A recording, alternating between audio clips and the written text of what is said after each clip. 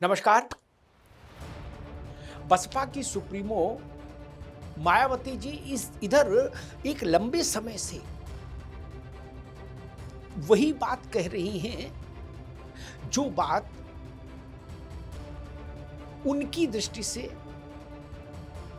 लोकतंत्र, राष्ट्र, समाज और संविधान के लिए उचित है।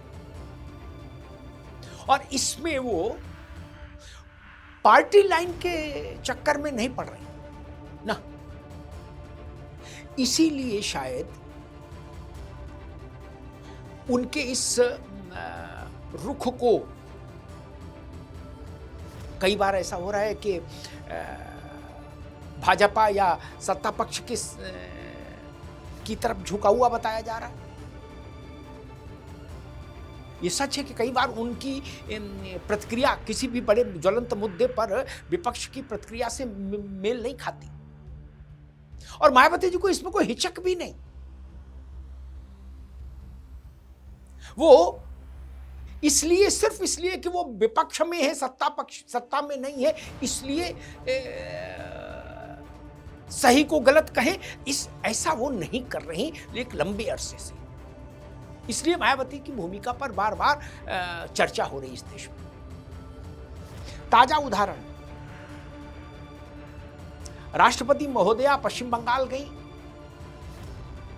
वहां उनके अगवानी के लिए ना तो मुख्यमंत्री आई, ना राज्य का कोई मंत्री आया, और उनके कार्यक्रम की व्यवस्था भी राष्ट्रपति के लिए निर्धारित प्रोटोकॉल से बहुत नीचे हुई।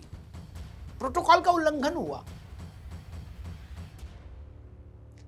भाजपा ने, पार्टी के स्तर पर बाकी एनडीए के सहयोगी दलों ने, सबने और खुद प्रधानमंत्री ने उस पर ममता बनर्जी और उनकी सरकार की आलोचना की और कहा कि ये संविधान का अपमान है, ये देश के सबसे बड़े आसन का अपमान है। लेकिन ये आवाज नॉन एनडीए के शिविर से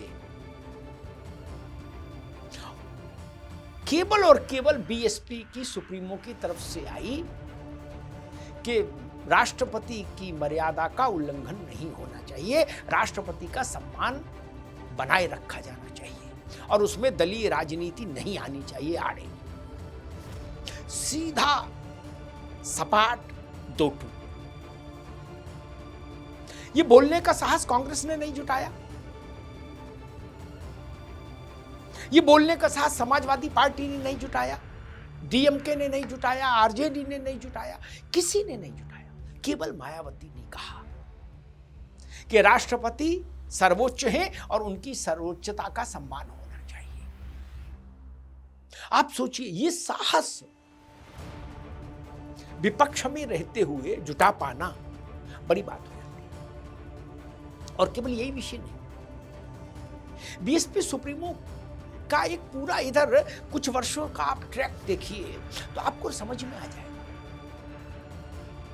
यूजीसी का जब मसला आया, यूजीसी ने कुछ नए मानक तय कर दिए, नए नियम दिशा निर्देश बना दिए, उसका विरोध हुआ। मायावती जी ने उस वक्त भी अपनी आवाज सबसे पहले बुलंद की और कहा कि सबको साथ लेके चलने वाला काम होना चाहिए, ऐसे नियम बने जिससे सब संतुष्ट हो, किसी भी वर्ग के साथ अन्याय नहीं होना चाहिए। ये कहने का साहस मायावती जी अपने अंदर लाई। वो बहुजन समाज पार्टी के अध्यक्ष हैं, उनकी राजनीति की एक अपनी दिशा है। उसके बाद भी यूजीसी के नियमों पर यह बोल पाना बड़े राजनीतिक साहस का विषय है। इसके लिए बड़े राजनीतिक साहस की जरूरत थी जो मायावती जी ने दिखाया।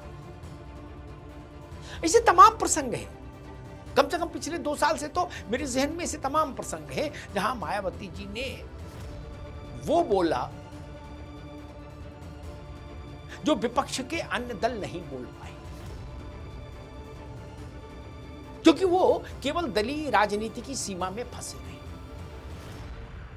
वो दलीय राजनीति की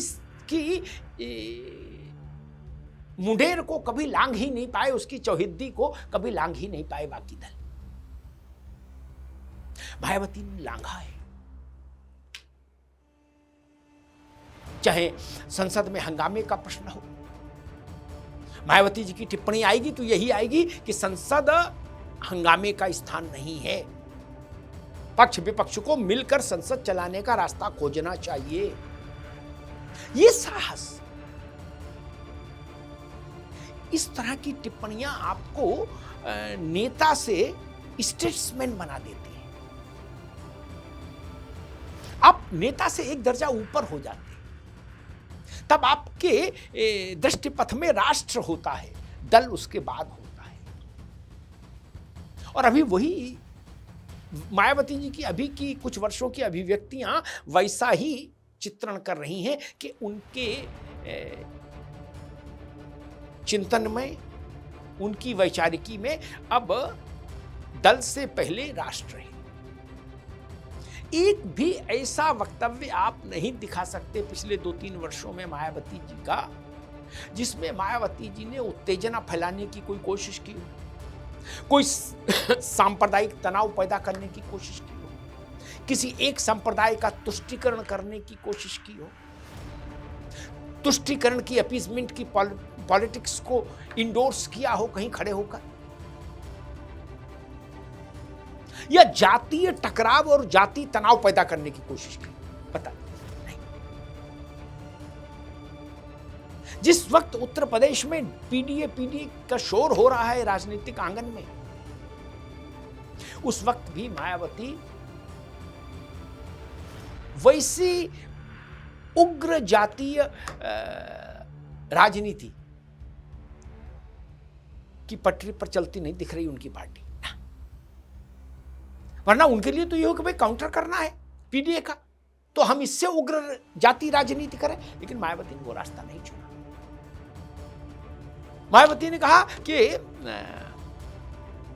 अगड़े पिछड़े हिंदू मुसलमान सबको साथ लेके चलो। तो वो इसलिए मैंने कहा, वो जो उत्तेजना की राजनीति है, वैचारिक आक्रामकता की राजनीति है, वाणी की आक्रामकता की राजनीति है, वो नहीं है। हाँ, इतना जरूर है कि मायावती जी कभी कभी आईना दिखा देती है, और विशेषकर जब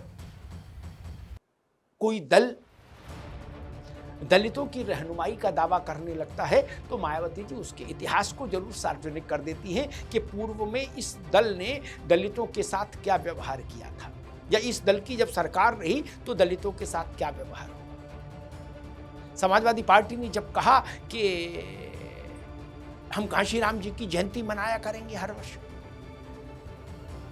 तो मायावती जी ने ये जरूर याद दिला दिया कि कांशीराम जी के नाम पर बसपा की सरकार ने उत्तर प्रदेश में जो कुछ किया था उस सबको हटाने मिटाने का काम अखिलेश यादव की सरकार ने किया, सिर्फ ये बताने के लिए कि ताकि सनद रहे और जनता जान सके। ये शैली जरूर है उनकी, लेकिन राष्ट्र में उत्तेजना फैले, राष्ट्र में तनाव फैले, संघर्ष की बुनियाद पड़े, इस तरह की राजनीति से मायावती जी बिल्कुल दूर दिखती हैं।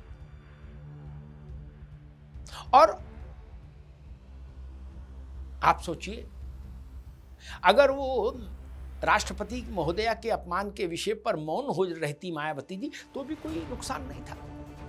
उनसे कोई अपेक्षा भी नहीं थी कि वो बोले आकर। भाई, देश के 1.5 दर्जन पार्टियां चुप रही कांग्रेस समेत, फिर भी मायावती बोली। नहीं बोलती तो कम से कम ममता बनर्जी के साथ उनका रिश्ता ठीक हो रहता। अब रिश्ता ठीक नहीं रहेगा, ये भी तय है बोलने के बाद। फिर भी मायावती ने जोखिम उठाया। भारत की राजनीति में दोनों अपने ढंग की बड़ी महिला नेता हैं, मायावती जी भी और ममता बनर्जी। सामान्य रूप से कोई भी राजनेता सोचेगा कि भाई हमारा क्या लेना देना, हम काय को पंगे में पड़े, ऐसा बोलकर। जो हो गया ममता बनर्जी जाने, भाजपा वाले जाने। लेकिन सच को सच कहने की और ठीक को ठीक कहने की और गलत को गलत कहने की जो शक्ति है वो इधर मायावती जी में दिखाई दे रही है। ये उनकी राजनीति में एक बड़ा बदलाव भी है। और सामान्यतः आज के दौर में राजनेता या पार्टियां ऐसे साहस को धारण करते नहीं दिखते जो साहस मायावती जी इन दिनों जिसकी अभिव्यक्ति कर रही है। कोई किसी मुद्दे पर चुप हो जाएगा तो कोई किसी मुद्दे पर वाचाल हो जाएगा। जहां बोलना चाहिए वहां चुप हो जाएगा, जहां चुप होना चाहिए वहां हल्ला मचाने लगेगा। लेकिन मायावती की कोशिश ये है कि हर बड़े मुद्दे पर पार्टी की राय आनी चाहिए। वो राय जरूरी नहीं कांग्रेस को अच्छी लगे और ये भी जरूरी नहीं कि वो राय भाजपा को अच्छी लगे, लेकिन राय होनी चाहिए देश के लिए। ये एक बड़ा बदलाव है और मुझे लगता है कि पूर्व में मायावती जी के विरोधी उन पर जो आक्षेप लगाते रहे हैं उन आक्षेपों का भी ये उत्तर है। मायावती का आज का जो पोस्चर है, आज का जो उनका औरा है, वो उन पुराने आक्षेपों का उत्तर भी देता है। और ये साहस वो तब भी जुटा पा रही हैं, ये और भी महत्वपूर्ण है जब उनके विरोधी, बसपा के विरोधी उनके ऊपर भाजपा की बी टीम होने का आरोप लगाते हैं। तब भी मायावती ने वो रास्ता नहीं छोड़ा जिस रास्ते को उन्होंने ठीक समझा, देश के लिए, राष्ट्र के लिए, राजनीति के लिए। धन्यवाद।